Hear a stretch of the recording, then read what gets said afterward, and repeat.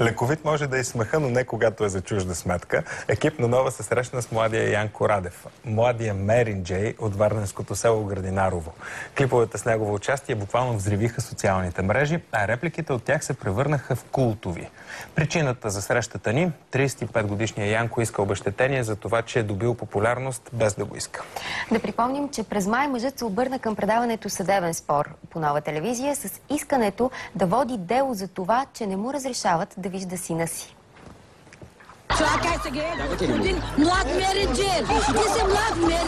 Звездата на младия Мерин Джей изгря в предаването "Съдебен спор".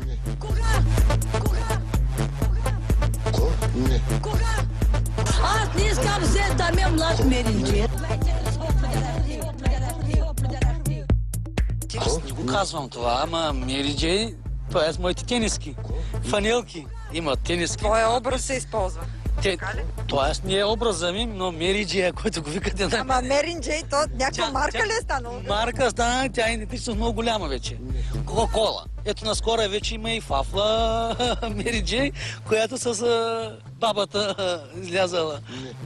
Мерин Джей пък за мен става въпрос, не за нея. Аз бях менеджер, но не бях и Мерин Джей. Янко, който работи към социалните грижи в местната община, твърди, че звездният статус съвсем не е по вкуса му. Притеснява го това, че всички го познават по улиците и непрекъснато му се обаждат хора с чувство за хумор от цялата страна, а дори и от чужбина. Някои били още по-упорити, идват в селото му и се снимат с него. Днес една вафла вече носи името млад Мерин Джей, изписано и върху популярна напитка.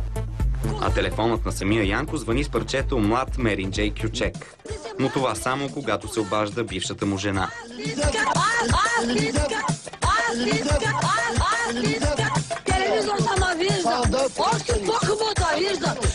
Колоритният мъж вече е писал писма до предаванията "Съдебен спор" и "Господари на ефира". Иска от тях парично обезщетение, че са популяризирали образа му. Същото иска и от интернет. Без мое авторско право, как да го кажа, той е господар на ефира, на какво основание, по какъв член, той си има параграфи, кодекси. Те мисля, че сме така, някъде сме дошли, да пускаме всичко да... Ама ти обясни ми какво искаш, защото аз не разбирам, да патентоваш това ли, какво искаш? Значи, мене ме интересува да се махне всичко от Фейсбук. Код до днескашно време се сложи, от интернет.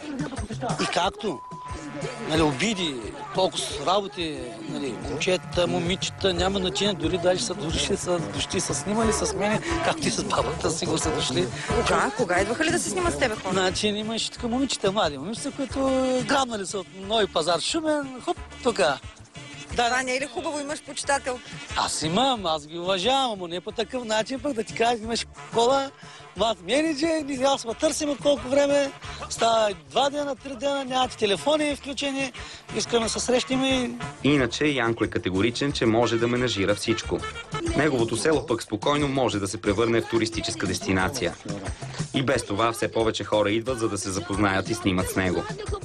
Остават му обаче две големи питанки. Първата, как точно да изкара пари от цялата работа.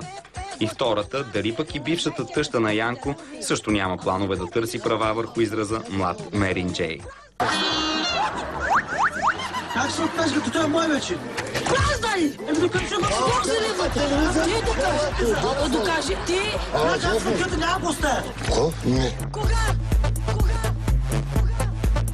Не. Кога стане? Чукля, то стане.